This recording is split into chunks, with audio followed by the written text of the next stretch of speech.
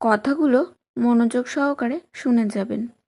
যে আপনাকে সত্যিকারের ভালোবাসবে না, তার মাঝে এই 6টি লক্ষণ দেখতে পাবেন।